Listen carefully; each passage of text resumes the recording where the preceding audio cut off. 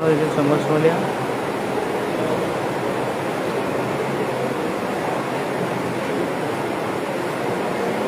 এই মুহূর্তে দেখতে পাচ্ছেন আরামবাগ মহকুমার বিভিন্ন পঞ্চায়েত প্রধান ও উপপ্রধান সহ জনপ্রতিনিধিদেরকে নিয়ে এই মুহূর্তে আরামবাগ রবীন্দ্র ভবনে জি রামজি পঞ্চ সম্মেলনের আয়োজন করা হয়েছে। এই আয়োজনের প্রদীপ প্রজ্বলনের মাধ্যমে কিন্তু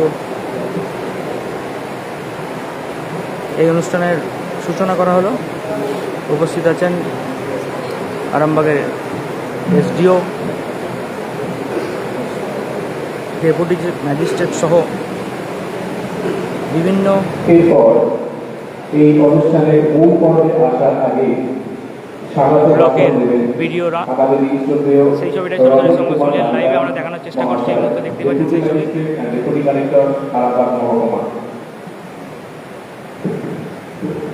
আজকে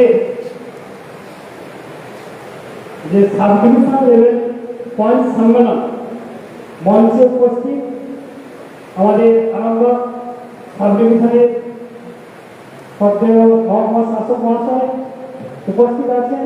আমার কলিগ সিনিয়র গভর্নর সমর দত্ত উপস্থিত আছেন। অর্ঘ ঘোষ ডেপুটি ম্যাজিস্ট্রেট, একই সঙ্গে আমাদের আরামবাগ সাব ডিভিশনের ভিডিও সাহেবগণ আছেন এবং সামনে যারা আছেন আমাদের বিভিন্ন স্টেক হোল্ডার, জনপ্রতিনিধি থেকে শুরু করে ছটা আমাদের যে ব্লকের বিভিন্ন গ্রাম পঞ্চায়েতের জনপ্রতিনিধি থেকে শুরু করে আমাদের জিপি লেভেল ট্যাগ অফিসিয়াল এবং এই ভিভিজি রামজির সঙ্গে যুক্ত যারা স্টেক হোল্ডার আছেন সবাইকে আরামবাগ সাব ডিভিশনের পক্ষ থেকে স্বাগত জানাই। আজকে এই যে পঞ্চ সম্মেলন, এটা গোটা স্টেটে জেলা ভিত্তিক, সাব ডিভিশন ভিত্তিক, ব্লক ভিত্তিক এবং গ্রাম পঞ্চায়েত ভিত্তিক এই পর্ব হবে। তো এই ভিভিজি রামজি যে প্রোগ্রাম বা স্কিম, যেটা অনেকগুলো যে প্রায়োরিটি স্কিম বর্তমান সরকারের যে কার্যক্রম চলছে তার মধ্যে এটা একটা অন্যতম।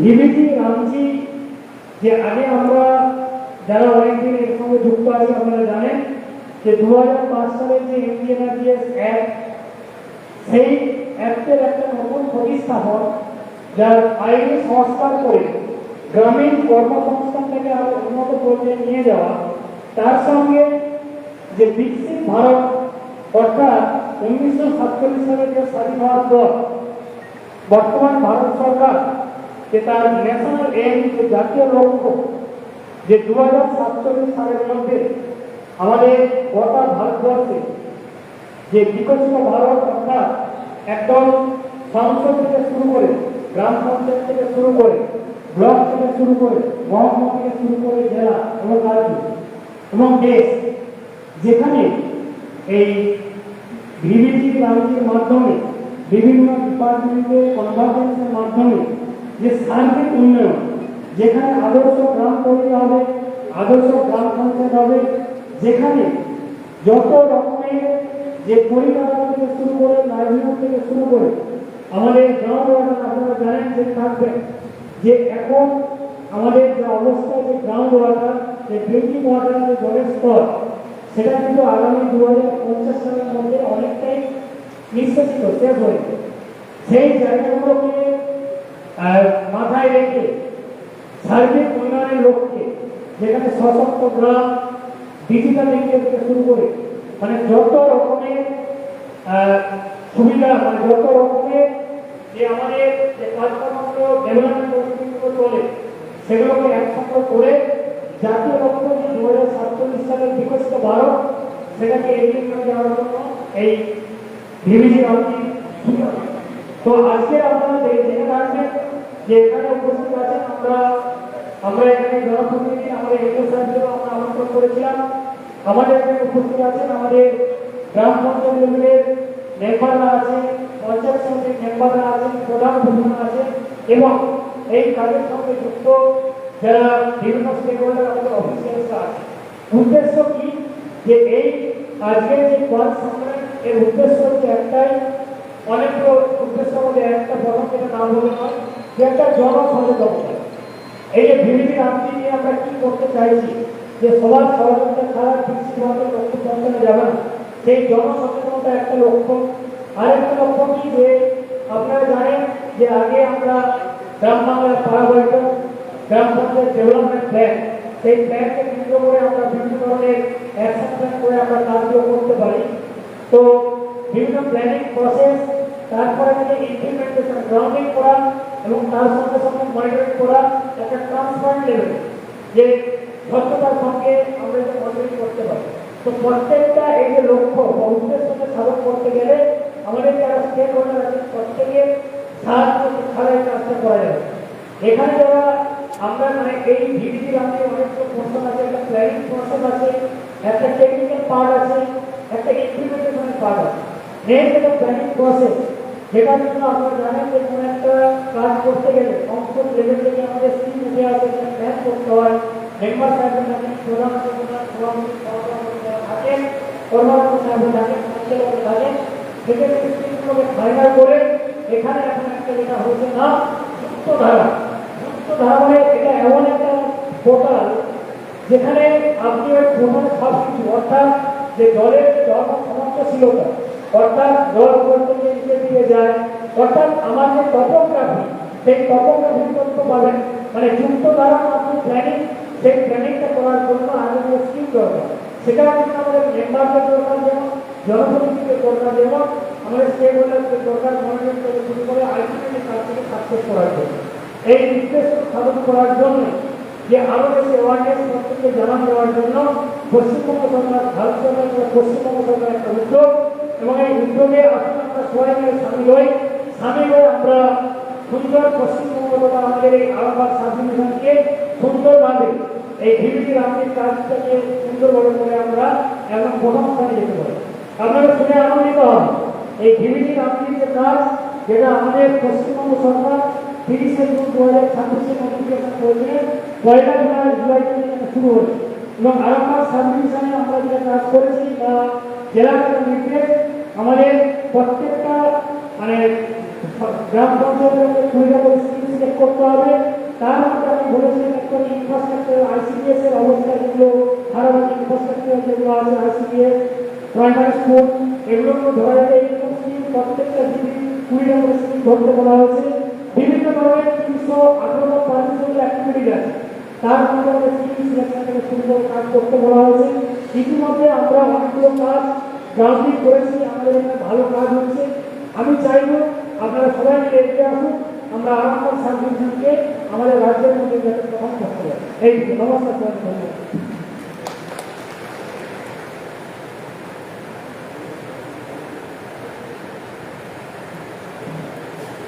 ধন্যবাদ রজন কুমার বালিকা সাহেবকে।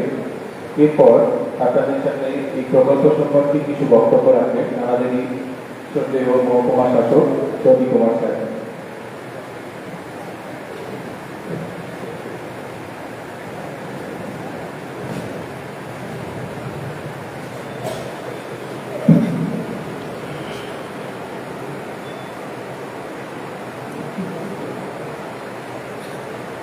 সকলকে নমস্কার, গুড আফটারনুন। আজকে যেভাবে আপনারা জানেন গোটা পশ্চিমবঙ্গে একটা চলছে পঞ্চ সম্মেলন। গতকালকে ডিস্ট্রিক্টে এটা হয়েছিল, আজকে আমরা সাব ডিভিশন লেভেলে এটা করছি, আগামীকাল সিটি লেভেলে এটা হবে। তো এটা কেন আমরা করছি, এটা মেইন ভিশন কি আছে, যেভাবে আপনারা সবাই জানেন আমাদের যে নতুন স্কিম যে হয়েছে বিবিজি রামজি, দ্যাট ইজ বিকশিত ভারত গ্যারান্টি ফর রোজগার অ্যান্ড আজীবিকা মিশন গ্রামীণ, সেটা আমরা জুন থেকে আমরা স্টার্ট করেছি। তো তার জন্য আজকে যারা উপস্থিত আছেন এখানে সবাই panchayat representative, block official, DP official, তাদেরকে একটু সেন্সিটাইজ করা খুবই দরকার। কারণ কি এটা আগে 3-4 বছর থেকে এটা ছিল না, এখন আমরা নতুন এটাকে আমরা স্টার্ট করেছি। তো তার জন্য এটা খুবই ভাইটাল কি আপনারা সবাই জানেন কি এটা এর মিশন কি আছে, প্রসিজার কি আছে, কি বলছে, তো তার জন্য আজকে আমরা একটা সেন্সিটাইজেশন প্রোগ্রাম আপনাদের অ্যাওয়ারনেস করার জন্য এটা আছে, এটা ডাকা হয়েছে। এখানে উপস্থিত আছেন সভাপতি আছে, সরকারি সভাপতি আছে, প্রধানরা আছে, কর্মদক্ষ জিপি মেম্বার, অফিসার্স আছে। আমি সবাইকে এখানে আসার জন্য ধন্যবাদ জানাতে চাইছি। এটা যেটা আমি বললাম, এটা যে মূল উদ্দেশ্য যেটা আছে বিকশিত গ্রাম। এটা কেন বিকশিত গ্রাম? যেটা আমাদের গভর্নমেন্টের মেইন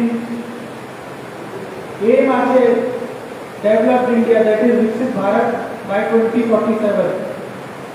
তো তার জন্য যতক্ষণ আমাদের গ্রাম বিকশিত হবে না ততক্ষণ আমরা ভারতকে বিকশিত করতে পারবো না।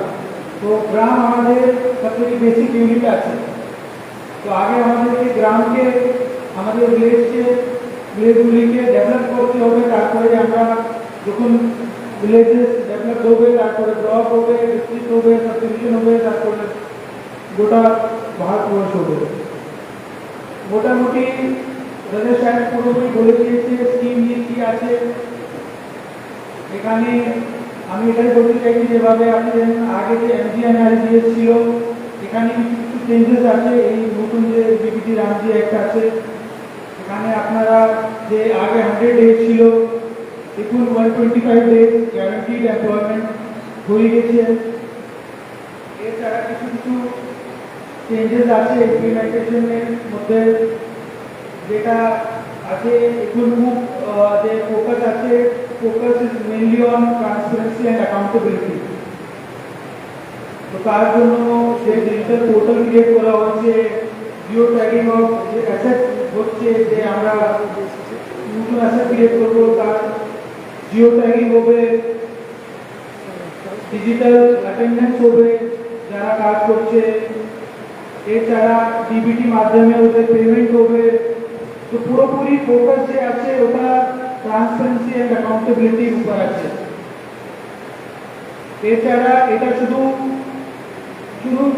ওয়েজ এমপ্লয়মেন্টের শুধু প্রোগ্রাম নেই, যদি আমরা এটাকে ভালোভাবে ইমপ্লিমেন্ট করবো তাহলে এটা একটা টুল আছে for rural development, livelihood generation, social upliftment of minorities, poor people, for women empowerment। এখানে যে মেইন যেটা আমি দেখতে পেয়েছি, 4টা মেইন ক্যাটাগরিজ অফ ওয়ার্ক আছে। ফার্স্ট আছে water security, water conservation. Second আছে কোর ইনফ্রাস্ট্রাকচার। থার্ড আছে আপনার livelihood generation, infrastructure for livelihood generation. And fourth सबसे যেটা আমাদের আরো important, infrastructure for disaster preparedness. আপনারা সবাই জানেন আরামবাগ এমনি খুব ফ্লাড প্রোন এরিয়া আছে, যেভাবে খানাকুল 1, খানাকুল 2, পুরসুরা, এই সব ফ্লাড প্রোন এরিয়া আছে। এই যদি আমরা বিপিটি রামজিকে ভালোভাবে ইমপ্লিমেন্ট করবো তাহলে আমরা ফ্লাড রিলেটেড যে ইনফ্রাস্ট্রাকচার আছে সেটা আমরা বিল্ড আপ করতে পারবো। তো আমি এটাই আপনার কাছে, আপনারা সবাই আজকে এখানে উপস্থিত আছে, আপনার কাছে এটাই অনুরোধ হলো যে আছে ভালোভাবে আপনারা একবার দেখে নিন কি অ্যাক্ট কি আছে। আর যদি আপনারা ভালোভাবে এটাকে ইমপ্লিমেন্ট করবেন তাহলে আমরা নিশ্চয়ই বিকশিত গ্রাম, যে আপনাদেরকে গ্রাম সভাতে যে বিকশিত গ্রাম পঞ্চায়েত প্ল্যান হবে সেটা আপনাদেরকে গ্রাম সভাটি করতে হবে। তারপরে ওরা ব্লকে যাবে, ডিস্ট্রিক্টে যাবে, ন্যাশনাল লেভেলে যাবে। তো এটা একটা বটম আপ অ্যাপ্রোচ আছে, পার্টিসিপেটরি গভর্নেন্স যাকে আমরা বলি। এটা আপনাদেরকেই করতে হবে। আমি আশা করছি আপনি ভালোভাবে আজকে একটু অ্যাটেনশন আজকে শুনবে আর এটাকে গিয়ে ইমপ্লিমেন্ট করবে। এটা বলেই আমি আমার বক্তব্য শেষ করছি। আপনার আবার আসার জন্য সবাইকে ধন্যবাদ। Thank you.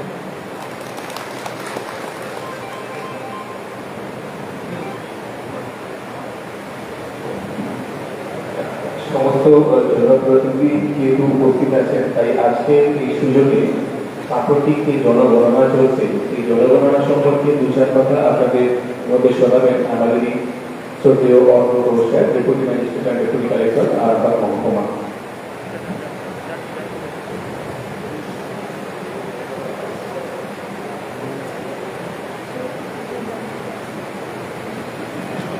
ধন্যবাদ। আজকে মূলত যে কারণে এই ওয়ার্কশপটা হচ্ছে, আপনারা সবাই এসেছেন বিভিন্ন জায়গা থেকে, তো সেই তার গুরুত্ব সম্বন্ধে, তার উদ্দেশ্য সম্বন্ধে আমাদের এসডিও স্যার এবং আমি ডেপুটি সাহেব তারা বলেছেন। আমি ওই ব্যাপারে খুব বেশি বলবো না। আমি যেটা বলবো সেটা হচ্ছে জনগণনা সম্বন্ধে। ইতিমধ্যে আপনারা জানেন যে প্রতি 10 বছর পরে পরে ভারতবর্ষে জনগণনা হয়। তো সেই জন্য মানে 2020 সালে আপনারা জানেন যে বিশ্বব্যাপী যে প্যান্ডেমিক হয়েছিল কোভিড, সেটার জন্য জনগণনা করা যায়নি। সেটার জনগণনা হচ্ছে আগামী আর 2 দিন পরে 1 আগস্ট থেকে জনগণনা শুরু হবে। এটা হচ্ছে ফার্স্ট ফেজ, এটা চলবে 14 সেপ্টেম্বর পর্যন্ত, এবং এর সেকেন্ড ফেজ জনগণনা অ্যাকচুয়ালি যে হেড কাউন্ট সেটা হবে আগামী বছরের ফেব্রুয়ারি মাসে, 27 ফেব্রুয়ারি মাসে। তো এটার জন্য যে ইনফ্রাস্ট্রাকচারাল অ্যারেঞ্জমেন্ট, অর্থাৎ বিডিও অফিসে বা মিউনিসিপ্যালিটিতে সেখানে লোকজনকে আইডেন্টিফাই করা, তারা গণনা করবেন, গণনা করবেন, কোন কোন জায়গায় গণনা করবেন, সেগুলো যা লজিস্টিক্যাল অ্যারেঞ্জমেন্ট সেগুলো করা আমরা করেছি, এবং আমাদের ট্রেনিং প্রক্রিয়া চলছে। আজ একদিনের আগামীকালের মধ্যে আমাদের ট্রেনিংটাও শেষ হয়ে যাবে সমস্ত ব্লক এবং মিউনিসিপ্যালিটিতে। এরপরে আগামী 16 তারিখ থেকে 16ই আগস্ট থেকে আমাদের যারা এনিমেটর অর্থাৎ গণনাকারী এবং সুপারভাইজার যারা আছে তারা বাড়ি বাড়ি যাবেন। আপনারা যেহেতু জনপ্রতিনিধি বা বিভিন্ন ব্লকের আধিকারিক বা বিভিন্ন এনকে এসছেন এখানে, তো আপনাদের এটা জানান, নিশ্চয়ই আপনারা বিভিন্ন মিডিয়াতে জেনেছেন। তার সত্ত্বেও যদি একটা ভালো মঞ্চ পাওয়া গেছে, আপনাদের সবাইকে একসঙ্গে পাওয়া গেছে, তো সেটার জন্য এটা আপনাদের যে ওয়াইড পাবলিসিটির জন্য আপনারাও যাবেন, জানলেন, এবং আপনারা বাড়িতে গিয়ে আপনাদের যারা এলাকার মধ্যে যারা জনপ্রতিনিধি বা যারা আপনাদের পরিচিত লোকজন আছেন, বাড়ির লোক, বন্ধু বান্ধব, আত্মীয় স্বজন, সবাইকে এটা জানাবেন যে এনিমেটরে যখন বাড়ি বাড়ি যাবেন তাদেরকে তথ্য দিতে হবে। কি কি তথ্য দিতে হবে সেই তার লিস্ট অফ, সেটাও আমরা বিভিন্ন আইসির মাধ্যমে গ্রাম panchayat office, panchayat office, BDO office, থানা, হাসপাতাল বা বিভিন্ন বিষয় আছে এবং সরকারের যা কিছু স্কিম আছে সেটা আপনারা সুন্দরভাবে কার্যকরী করতে পারেন পঞ্চায়েত স্তরে। সেই বিষয়ে আমরা আমার বিধায়কের পক্ষ থেকে এবং আমাদের রাজ্য সরকারের পক্ষ থেকে আপনাদেরকে পূর্ণাঙ্গ সহযোগিতা করবে। যারা জনপ্রতিনিধি আছেন, যারা সরকারি আধিকারিক আছেন, তাদেরকেও বলবো কাজের যাতে সরলীকরণ হয়, মানুষ যাতে হেনস্থা কম হয়, মানুষের হেনস্থা যাতে কম হয়। বিগত দিনের অভিজ্ঞতা থেকে আমাদেরকে শিক্ষা নিয়ে আগামী দিনে আগিয়ে দিতে হবে, এই কথা বলে আবার যারা মঞ্চে আছে এবং সামনে যারা আছে প্রত্যেককে আমার যথাযোগ্য শ্রদ্ধা সম্মান নমস্কার থেকে আমি আমার আলোচনা শেষ করছি। বিগত যে প্রকল্পের নাম ছিল এনআরজিএস, সেই প্রকল্পের নাম চেঞ্জ হয়ে এখন বিবিজি রামজি হয়েছে। আর পশ্চিমবঙ্গে 2019 সালের পর তৎকালীন পশ্চিমবঙ্গ সরকার যেভাবে এই এনআরজিএস প্রকল্পের উপরে দুর্নীতি করেছে, বিভিন্ন অনিয়ম করেছে, তার ফলে কেন্দ্র সরকার বারে বারে হিসাব চেয়েছে। এই প্রকল্পের উপরে, তার গতিবিধির উপরে কেন্দ্র সরকার নজরদারি করতে চেয়েছে, কিন্তু রাজ্য সরকার অসহযোগিতা করার ফলে এবং চূড়ান্ত পর্যায়ে অনিয়মের ফলে এই প্রকল্পটা দীর্ঘ 2019 সালের পর বন্ধ হয়েছে।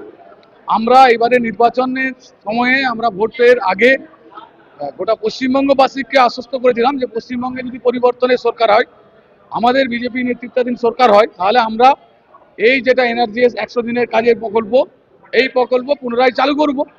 এবং শুধু আমরা চালু করেছি তা নয়, সরকার গঠন হওয়ার পরে আমরা 100 দিনটা বাড়িয়ে 125 দিন করে দিয়েছি। আর একটা জিনিস, আজকের যে বিষয় ছিল, আমাদের মহকুমার 6টা ব্লককে নিয়ে ব্লকের সমস্ত প্রধান থেকে আরম্ভ করে জনপ্রতিনিধিদেরকে ডাকা হয়েছে। একেবারেই আমরা সরকার পক্ষের তরফ থেকে আমরা এরকম করিনি যে তৃণমূলের পঞ্চায়েতের প্রধান আছে তাকে অবগত করবনি, ডাকবনি, কি তৃণমূলের পঞ্চায়েত সমিতির সভাপতি আছে তাকে ডাকবনি। এইরকম কিন্তু আমাদের সরকার এই নীতি নিয়ে চলছে। যোগ্য সম্মান দিচ্ছি আমরা বিরোধীদেরকে, তাদেরকেও বলছি যে নতুন পশ্চিমবঙ্গ গঠনে আপনাদেরকেও ভূমিকা নিতে হবে, আপনাদেরকেও এগিয়ে আসতে হবে। আপনারা দায়বদ্ধ, আপনারা জনগণের কাছে প্রতিশ্রুতিবদ্ধ যে আপনারা প্রধান হয়েছেন, প্রধান হিসেবে আপনাদেরকে যে কাজ, সেই কাজটা করতে হবে।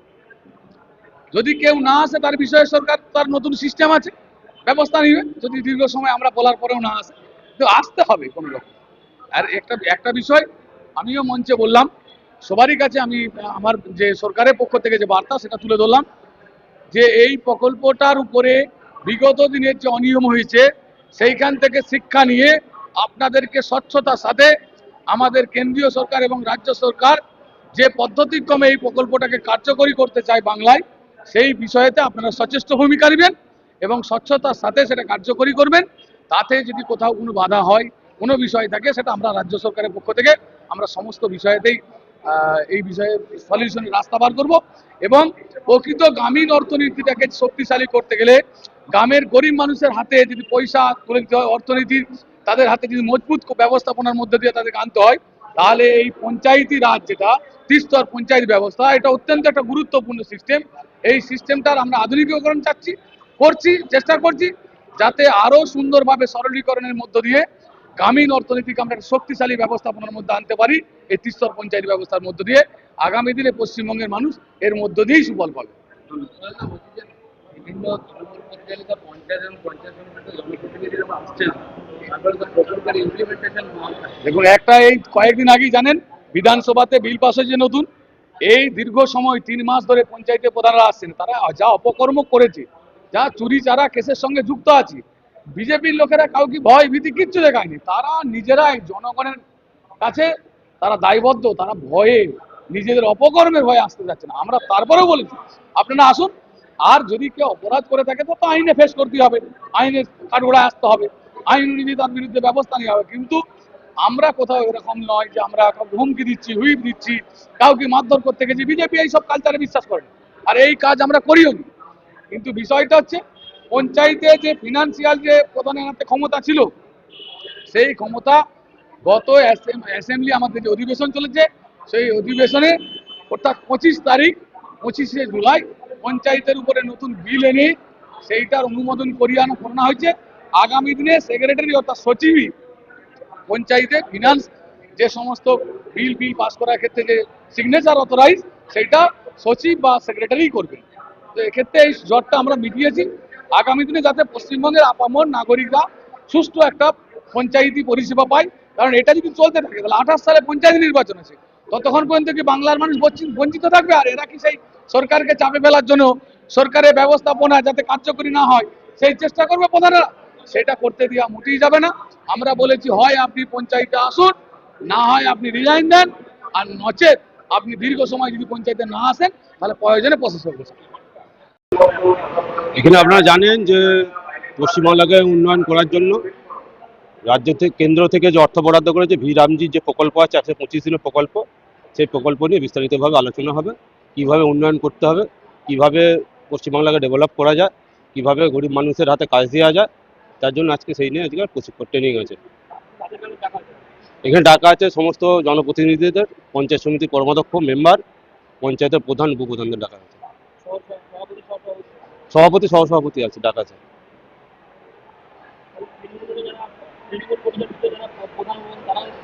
হ্যাঁ, ওনারাও এসেছে।